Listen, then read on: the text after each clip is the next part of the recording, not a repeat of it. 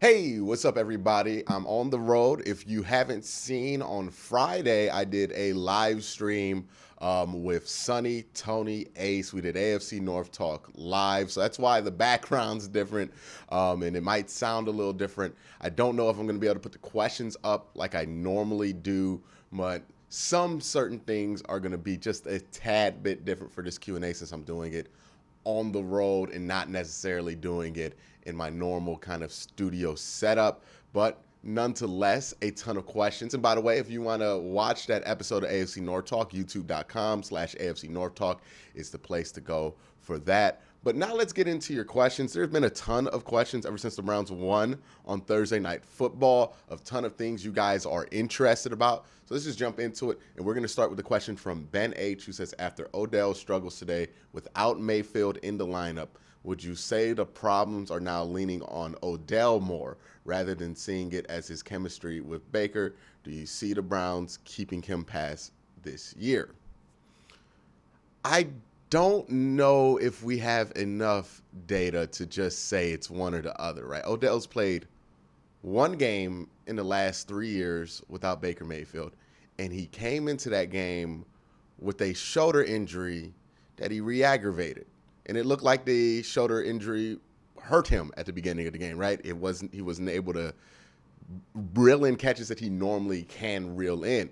And not to say that he hasn't had issues all year, like he's had a couple of questionable drops this season, but I don't know. I don't know what the situation is with Odell and Baker. What I can tell you is I've seen Baker throw the ball really well into really tight windows, and I've watched the film on every game this year so far, and I have seen plenty of Odell running excellent routes and getting open. That one throw where Case Keenum missed him, right? We don't really focus on when a quarterback misses a throw to a wide receiver as much as we do on the stuff that like Odell drops for whatever reason. But remember, like, Odell was wide open on that play. Case Keenum just missed him. If you watch the route, it's an excellent, really crisp route. He's wide open. Case Keenum throws the ball 8 yards behind him. What's Odell going to do about that? He tried to come back on the ball. That let the safety get back into the play. Almost got intercepted. That's all 100% on Case Keenum. Then you look at the game where Baker couldn't hit anybody. The Vikings game, just so happened Odell was wide open literally every play on that game. And then he obviously had that long touchdown that was missed out on. There's been like 3 missed touchdowns from every quarterback on this team to Odell. I just think it's bad luck at this point, right? I don't think Baker is bad. I don't think Odell is bad. I don't think they're necessarily bad for each other. I just don't think they've had the greatest luck, and that's sometimes a thing, right? Sometimes it just doesn't luck out with a wide receiver and a quarterback, right? It's like Carson Palmer and Randy Moss. It never worked with those two in Oakland. Was that the same time? I don't think it was the same time. I think it was Rich Gannon or somebody like that. My bad if I got that wrong. But it's like Randy Moss in Oakland or other players who just were in spots, Marshawn Lynch in Buffalo, where it just wasn't working for whatever reason. It's really nobody's fault. Nobody should be blamed, but that's not how people are going to consume it. So it's always going to become this like weird inter-team tribal thing where people are taking sides, either Odell or Baker, and attacking each other there. I just really wish the fan base, to be honest with you, would stop juxtaposing Odell and Baker. Like, just stop putting them against each other in these narratives, because that's what you're doing week in and week out. And it just leads to some disgusting behavior and some disgusting takes about both of them, quite frankly. The next question comes from Nolan, who says, even when Chubb and Kareem are both healthy, do you think Stefanski should try to get ERNEST some touches as the season progresses? That a lot of mouths to feed, but we still need to pass the ball, but while the kid has some juice. We'll see. We'll see what they do. Look, I'm not a big fan of 3-man running back rotations, because I just think running backs need rhythm. Running backs need, 10 to 15 touches. Now, when you have Case Keenum in there, yeah, you might be able to do a 3 running back rotation, just because the less Case Keenum throws the ball, the higher your chance is to win if you're the Cleveland Browns. Like, we just don't want to rely on Case Keenum if he's out there. So if that's the case, Yeah, they'll do 3 running backs. If Baker's out there and you have more of a passing attack, then, you're probably just going to stick with Chubb and Hunt and know that you have ERNEST back there as a insurance policy. And it's a hell of an insurance policy, but, it's a great insurance policy to have. So that's more or less how I would look at it. But, it's nice to know that if you need a third running back, you got a good one. Next question comes from Logan, who says, our defense struggled against the Broncos in the second half and again left wide open receivers all over the field. Really? Who is the true leader of our defense? Who do you believe should step up in that spot? Love the vids. Go Browns. So Logan, I'm going to have to disagree with you. I did not see the wide open receivers that you saw. I mean, there were guys getting open. That's the NFL. I don't know if this is a NFL-wide thing or if just football fans just don't know how to evaluate defenses. If that's been something that's been happening forever. But you can't talk about a defense that only gave up 14 points as if they played bad. That's not, they gave up 2 drives, 2 scores in a offensive-oriented sport. We forget a ton that the rules in the NFL are tilted towards the offense. Penalty calls are going to be tilted towards the offense. Everything in the NFL is tilted towards the offense. So if an offense scores, it's kind of what it's designed to do. And, just because you give up 14 points in NFL, they didn't give up 40. And I understand the Denver Broncos aren't a good offense, but still, they're not anemic. They're not NFL worst of all time. They shouldn't score 14 points. So I don't get why people are still mad at the defense because they gave up 14 points. They played pretty well for most of the game. They were lights out in that first half. They had a couple of bad drives, but, and I wouldn't even characterize them as bad drives because it still took Denver, 6-8 minutes to score. And when you're giving up that kind of resistance, it's not great that you're giving up points, but it's better than how they gave up points versus the Chargers where they just didn't have any resistance at all. So, no, the defense didn't play bad at all. They weren't leaving guys open. I don't know how somebody comes to that assessment. I would be interested to hear how you felt like that's what was happening. But 14 points in an NFL game for a defense, that's not bad. They got an interception. They got some turnovers. Nah, man, I just completely disagree with that assessment. I think the secondary played well. I think the defense played well. I don't think the defense struggled by any means. I never felt that at all. The next question comes from Lil Pitt, who says, if the Browns get healthy and Keenum plays well, should they let Baker get the surgery for the sake of his health? Here's the thing with Baker. The timeline for the surgery, right, is 4 to 6 months. So we know Baker's getting this surgery. That's not going to be breaking news. He's going to get this surgery at some time. The question is, should he get the surgery right now or should he get the surgery later on? Here's what we know. The timeline for the surgery, 4 to 6 month recovery. So if Baker theoretically gets the surgery in the offseason and the Browns offseason starts at the latest possible point, which is after the Super Bowl, so February, that means that he could be back at best case scenario, if he gets the surgery right after the offseason in June, which is before training camp starts, or in August, which is right around when training camp starts. It'll be the beginning of June or the beginning of August. That is the timeline for the surgery. So that being said, that even if you drag this thing out to the Super Bowl, that's the surgery. Now, we know if he gets the surgery right now, 4 to 6 months, that's the whole season. He's not going to be able to come back for any portion of the season. I believe the season will be over in 4 months. So it's not like it can help if he gets the surgery right now, because then he would just be healthy for OTAs, and that doesn't really matter. So we know that he can make training camp if he gets that surgery in February. That is a very important detail. Also, a very important detail is that the torn labrum is not like a torn ACL, right? The torn labrum is an injury that once that labrum's torn, it doesn't really get much worse, right? It can't get worse than that. So really we're talking about his ability to hold up when it comes to pain, and if that pain's going to affect him since it's a non-throwing shoulder. Again, this isn't a rotator cuff. This isn't one of those really sensitive muscle tissue injuries. This is just something that you can correct with a surgery and you can get in the offseason, and it's just going to be really, really painful for the player to endure from everything I've been able to gather from, the sports doctors that are out there, credentialed people.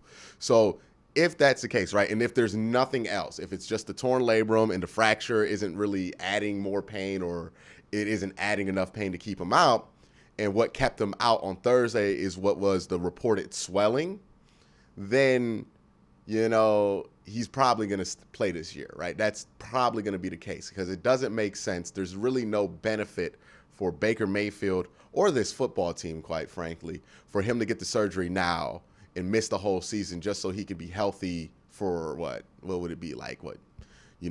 March? What do we need Baker Mayfield to be recovered from that surgery for March for when he can get the surgery, like latest case scenario in February and still make training camp? So it doesn't make much of a difference if he gets that surgery now or if he gets that surgery later. The only difference it makes is that if he gets that surgery later, he can at least play this year.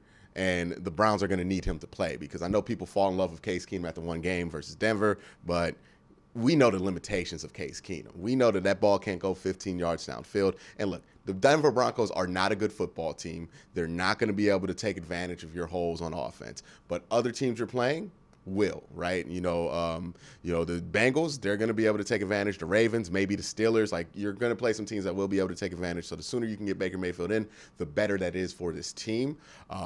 But that being said, when it comes to his surgery, that's the most important detail. He's going to be able to be back whether he gets that surgery in the offseason or if he gets that surgery now for training camp. So he might as well put it off for the offseason if he can, grit the pain, right? If this were like a 4 to 6 week recovery for the surgery, right, and he could be back for the bye, get the surgery, and be like close to fully healthy, then that would be a different conversation than what we're having now. But since it's a 4 to 6 month surgery, it doesn't matter if he gets it now or in the offseason. And if he gets it now, the only difference is, again, he cannot play. And I would rather have a chance for Baker Mayfield to play and then get him back a little bit later in training camp in his third year in this offense than completely take Baker off the board for the entire season just so he can be healthy for March. It just doesn't make much sense to me.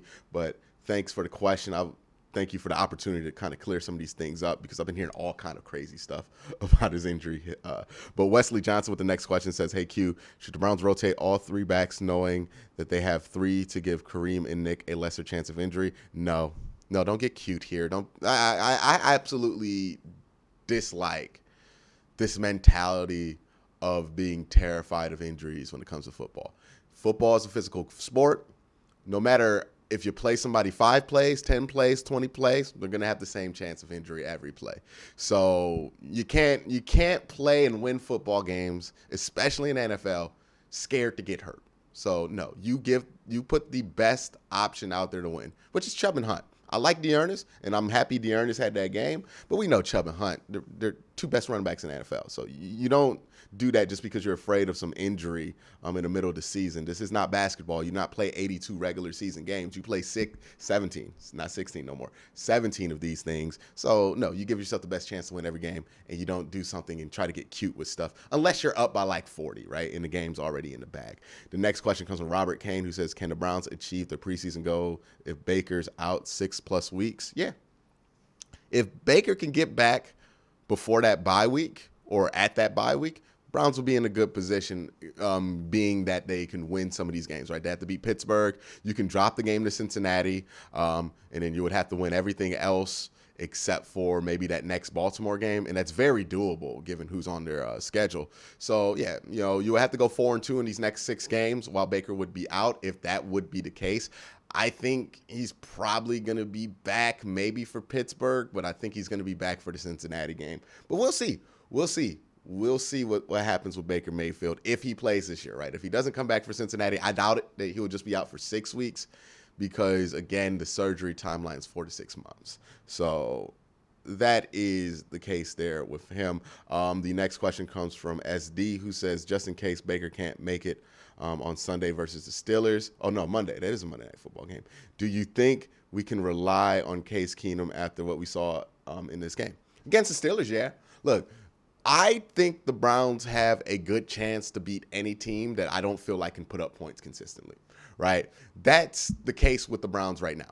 My issue with the Browns isn't that they're not going to be able to put up enough points against like a team like Pittsburgh, right? Because I think you could get by with like 20 points against Pittsburgh.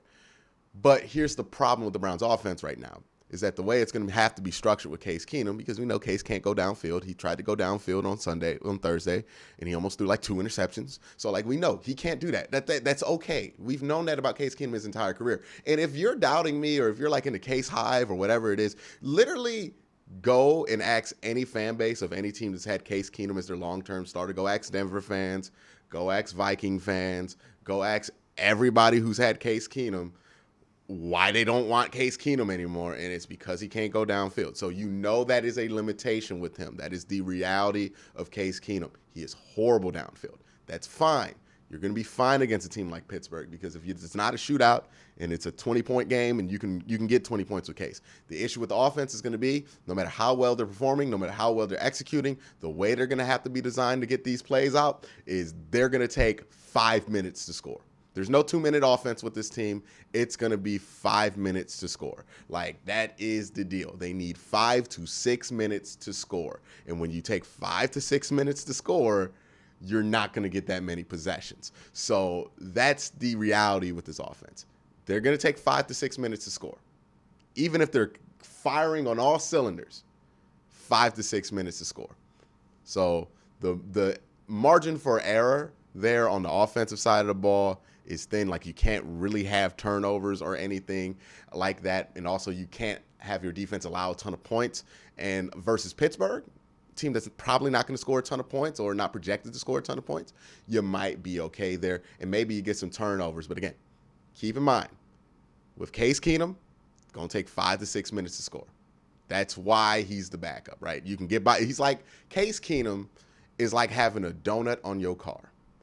You can go on the city routes and you can do the city street stuff for a limited number of miles, right? You don't want to be doing this for a year or anything like that. But you can drive on the city streets and you can go 35 miles per hour and you won't even feel that much of a difference. You can maybe push it to 40, but you better not get on the highway with a donut and not expect that thing to go off the rails, right? So right now the Browns, the backup quarterback with Case Keenum in, they have a donut on their car.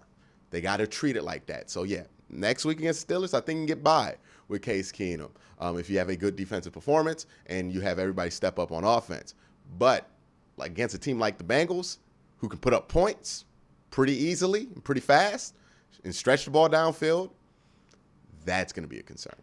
That's going to be a real concern if you have Case Keenum out there for that football game. And then I don't even want to think about Case Keenum versus the Ravens.